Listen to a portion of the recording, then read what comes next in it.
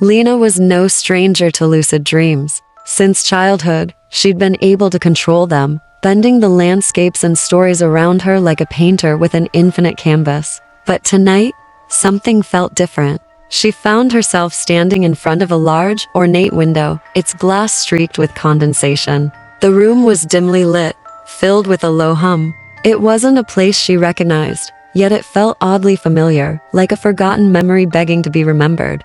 She reached for the window and wiped the glass, revealing a lush, vibrant garden on the other side. The air shimmered with the scent of roses, and the sky was painted with soft hues of lavender and gold. Lena instinctively knew she was dreaming, but she didn't want to wake up.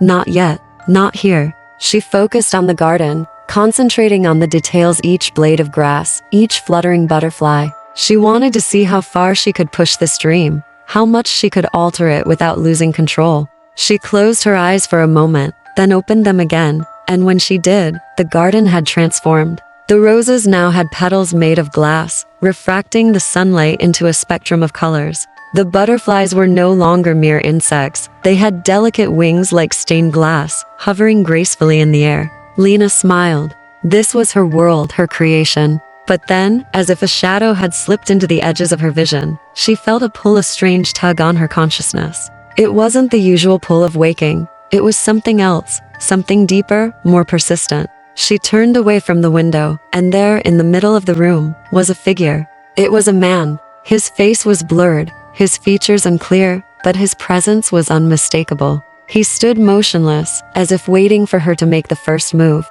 "Who are you?" Lena asked, though she already knew. She'd seen him in dreams before, fleetingly like a ghost of possibility. The man didn't speak. Instead, he reached out with a hand, and without thinking, Lena took it. The moment her fingers touched his, the room began to dissolve. The window shattered like crystal, and the dreamscape spiraled into darkness. Suddenly, they were no longer in the garden. They were standing on the edge of a vast, endless sea, the waves crashing violently against the shore.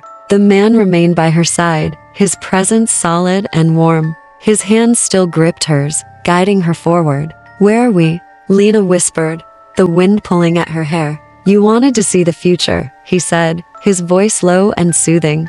"This is what awaits you." She looked out at the horizon, where the sky was shifting from night to day, a beautiful fusion of light and shadow. The sea churned restless, but there was a strange calmness in the chaos. Lena realized then that the dream wasn't just hers to control. It was a shared experience, a glimpse of something more, something beyond her comprehension.